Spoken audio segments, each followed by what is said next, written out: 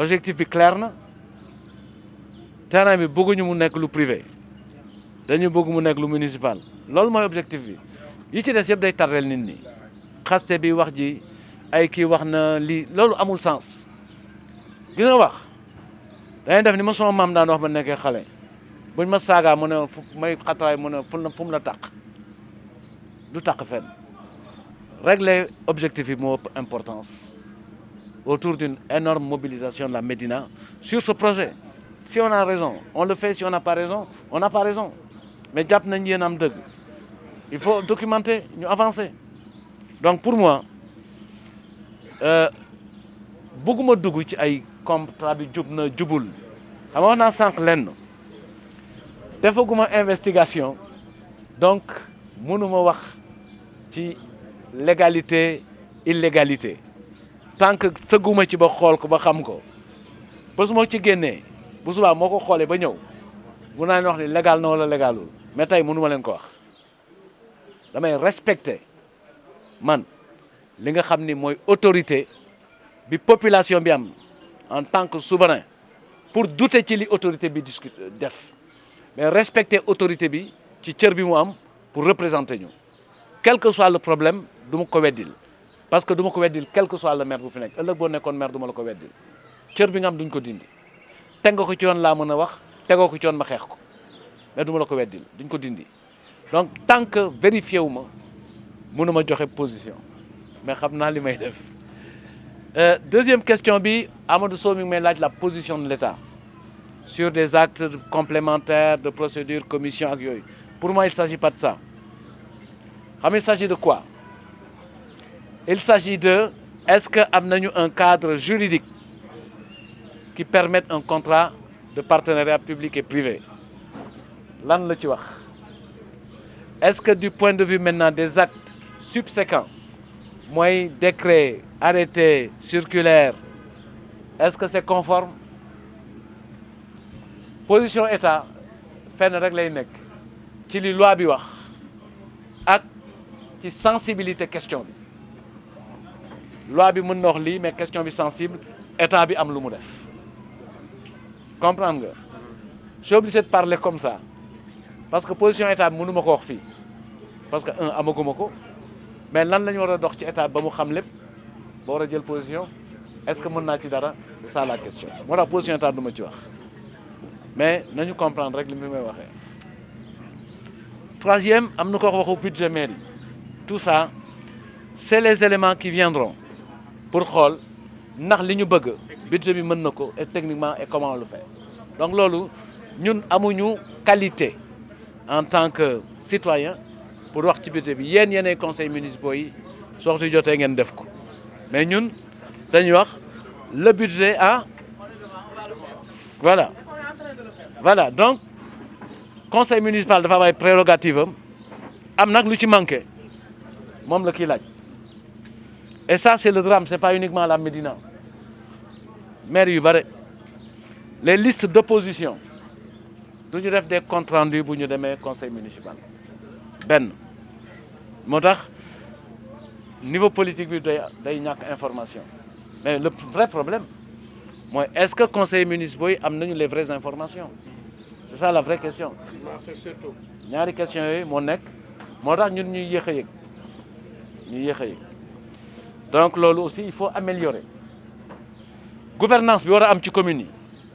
gouvernance bi war a am citoyen bu ne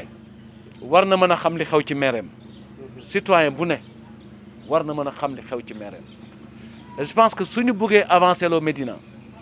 suñ ko bëgg évoluer loo foofu la ñu war a tàbbi ñu respecter citoyens yi bañ rek jàppe leen de la marchandise électorale di leen xamal di leen déglu mais bu ñu nee lii la ñu bëgg ñu xool bu ñu nee bëgguñu lii ñu xool naka lañ koy defee donc foog naa ni pour moi ce qui est important ci li ngeen di def nii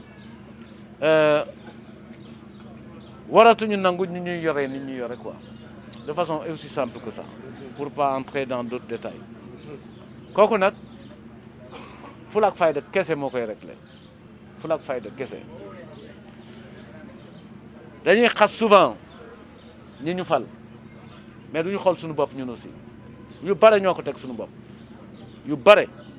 ñun nii ñoo ko teg suñu bopp ci ni ñuy taxawee ci ni ñuy gisee politique ak ci mbirum koppar xaalis moo ñu yàq il faut que ñu continuer ci xeexu valeurs yi donc kii foog naa ne acte fondateur la pour xeexu valeur mais xaalis mi ngi ñuy yàq ñun ñëpp fii biir Médina nañ leen def attention beneen bi posé nga un risque certain boo xam ni man suma responsabilité man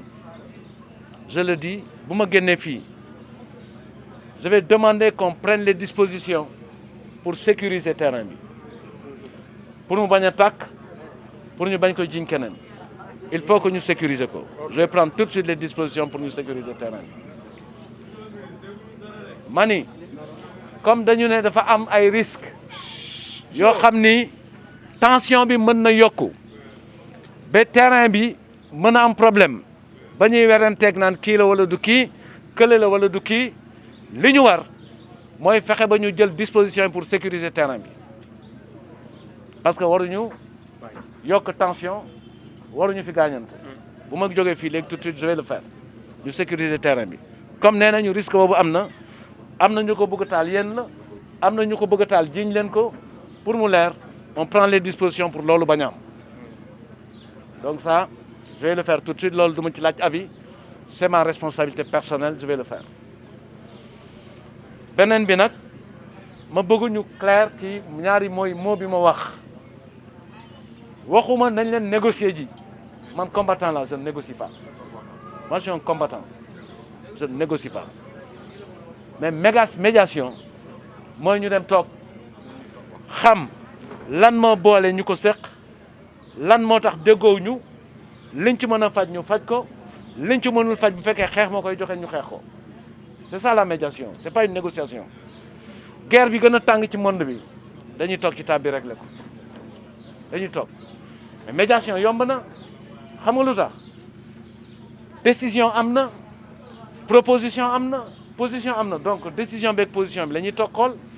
la moo ci mën nekk mais il faut que ñu bañ a juum waxuma négociation dama ni médiation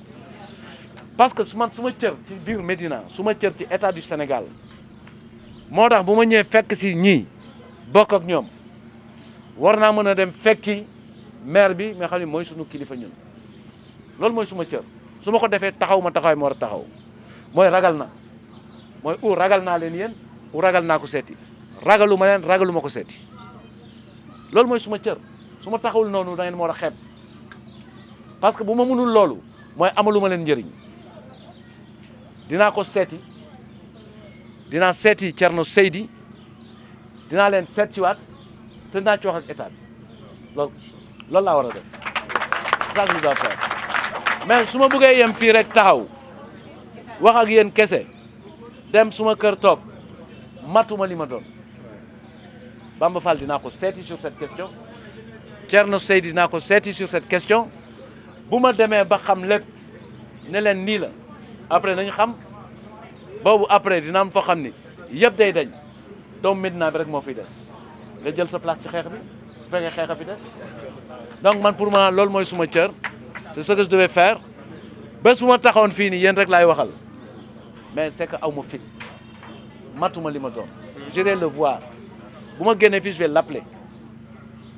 seeti ko avec toutes les garanties de transparence ngeen am li ma ko wax naa woo Thierno Seydi su ma ko woowee dina ma wuy si ma wax leen et à partir de ça ñu avancer dans le combat